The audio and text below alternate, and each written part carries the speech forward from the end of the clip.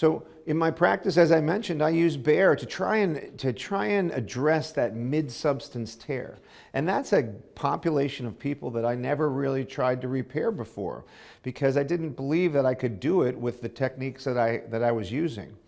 And based upon Dr. Murray's research and based upon the experience with the BEAR trials, I said, you know what, I think I'm going to give this a try. And what it's done is it's expanded my repertoire, and it allows me to help folks who have these thorny mid-substance tears.